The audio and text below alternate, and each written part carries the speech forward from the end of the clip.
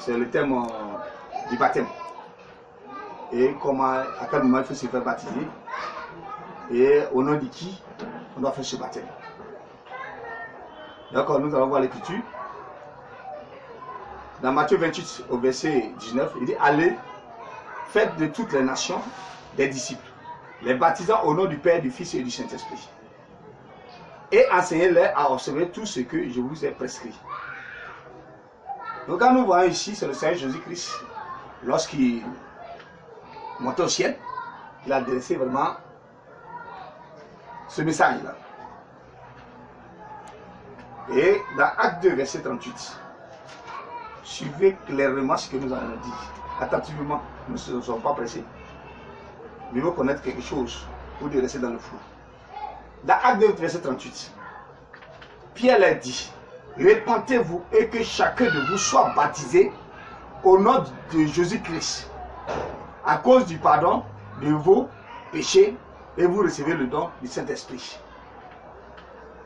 Jésus a dit, 10 jours plus tard, voici ce que Pierre fait. Et nous allons voir aussi des exemples bibliques. Dans le livre de Actes 8, Philippe, qui n'était même pas un apôtre, était un diacre. Il est parti en Samarie. Il a prêché la parole, les gens ont cru, les a baptisés. Mais comme il n'était pas un apôtre, il ne pouvait pas donner le Saint-Esprit. Il n'a pas reçu ce don. Donc ils ont fait venir Pierre et Jean. Et lorsqu'ils sont arrivés, dans Acte 8, verset 16, qu'est-ce qui s'est passé? Ici on dit, car il n'était pas encore descendu sur eux. Il avait seulement été baptisé au nom du Seigneur Jésus-Christ. Les Samaritains, après le départ de Jésus, ont été baptisés au nom du Seigneur Jésus-Christ. Dans Acte 10, verset 48, ils ont baptisé les gens au nom du Seigneur Jésus-Christ. Acte 19, l'apôtre Paul, qu'est-ce qui s'est passé? On va faire la lecture à partir du verset 1 à 5, Acte 19. Pendant qu'Apollos était à Corinthe, Paul, après avoir parcouru les hautes provinces de l'Asie, arriva à Éphèse. Ayant rencontré quelques disciples, il a dit, avez-vous reçu le Saint-Esprit quand vous avez cru? Il lui répondit, nous n'avons même pas entendu dire qu'il y a un Saint-Esprit. Il dit, de quel baptême avez-vous donc été baptisé? Il lui répondit, du baptême de Jean. Alors Paul leur dit, Jean a baptisé du baptême de la repentance, disant au peuple de croire en celui qui devait venir après lui, c'est-à-dire en Christ. Sur ces paroles, il fut baptisé au nom du Seigneur Jésus-Christ. Alléluia. Gloire à Dieu. Voici des gens qui ont déjà reçu un baptême, qu'on les baptise. Quand tu vas dans le livre de Romains 6, verset 3, Paul même a été baptisé en quel nom? Paul a été baptisé en quel nom, frère? Comme le livre nous enseigne toutes choses, nous allons voir ce que l'Écriture dit. Ici, au verset 3 de Romains 6, il dit, ignorez-vous que nous tous qui avons été baptisés en Jésus-Christ, c'est en sa mort que nous avons été baptisés. Nous tous qui avons été baptisés en Jésus-Christ. Pour le baptême au nom du Père, du Fils et de l'Esprit. Donc nous cherchons à savoir quel est le baptême. Qu'est-ce que Jésus a dit? Et on ne le respecte pas comme vous le dites. Ils ont respecté à la lettre tout ce qu'ils ont dit. La Bible dit que dans le livre de Matthieu 16, à Pierre, lorsqu'il a dit qu'il était le Fils de Dieu, il dit c'est pas la chair et le sang qui t'ont révélé ces choses, mais c'est le Père qui est dans le ciel. Et sur cette révélation, sur cette pierre, j'ai bâti mon église. L'église est bâtie sur la révélation. C'est pour ça qu'il dit, je me révèle à qui je veux. Pas à une congrégation, pas à un séminaire, pas à une convention, pas à une croisade. Il me révèle à qui je veux. Et voici Pierre en question, qui sait lui-même en question que le Seigneur Jésus-Christ. Il dit, allez-y baptiser au nom du Père et du Fils. Or, le nom est au singulier. C'est-à-dire que le nom qui a été écrit au nom du Père et du Fils, c'est au singulier, c'est-à-dire Père, Fils et Saint-Esprit sont la même chose. Même utilité. Et on vous a dit ici, qui est Jésus-Christ? Le premier thème que nous avons défini. Et comme c'est ainsi, frère, on va savoir pourquoi il a dit ainsi. Et tu sais clairement, toi et moi, que Père, ce n'est pas un nom. Fils n'est pas un nom. Saint-Esprit ne sont pas des noms. Ce sont des fonctions, ce sont des identités que l'homme prend. Une fonction bien définie. Donc, ce sont des personnalités. Puisque ce n'est pas des noms, ils ont cherché à trouver le nom. La Bible dit qu'il y a un seul nom qui a été donné par Dieu pour être sauvé. Et dans Jean 17, verset 11, on vous a dit que le nom de Dieu s'y trouve. Jésus-Christ. C'est pour ça dans le livre de Deutéronome 16, verset 1 à 2, il dit il va trouver une place. En cette place, qui peut raconter le nom pour qu'on puisse adorer son nom. Et ce nom-là, nous savons que c'est le Seigneur Jésus. Vous voyez ça en Christ que nous.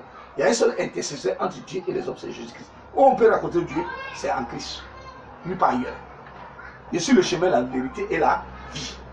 Tous ceux qui vont passer en Christ, sur ce chemin, dans la vérité, ils obtiennent la vie. Et lui-même, il est la vie.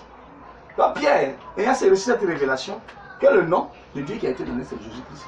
C'est pour cela qu'ils ont baptisé dans le nom de Jésus-Christ. Et c'est clair. Et c'est comme ça que nous devons faire. Maintenant, quand vous dites, voici, il a reçu ce baptême au nom du Père, qu'est-ce qu'il doit faire? Tu dois reprendre ton baptême. Vous avez vu, le baptême a été repris. Quand Paul a parlé aux disciples, ils ont dit non, ils n'ont jamais entendu parler de cet esprit. Il dit mais quel baptême? Quand ils ont répondu non, vous devez vous faire le baptême. Sur place, ils les ont rebaptisés. Donc aujourd'hui, on doit reprendre le baptême. Ils vont vous faire ça dire Ephésiens 4, verset 5. Ah, c'est le verset là. Il dit non, il y a un seul Seigneur, une seule foi et un seul baptême. Oui, il y a un seul baptême. Ça, c'est le baptême du Saint-Esprit.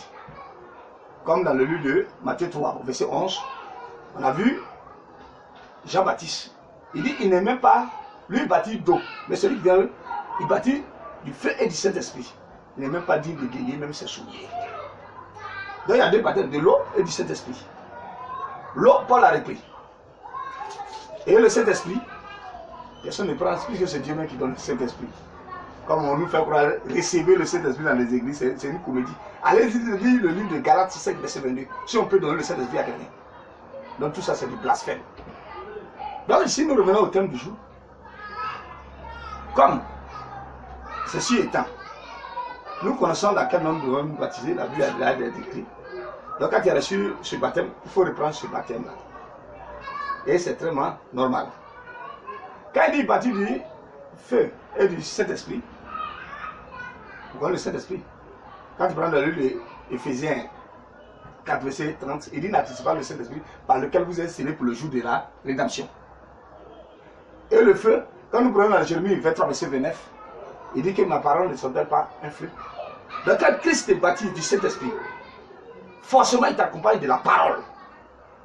En ce moment, tu es un chrétien loin de l'esprit.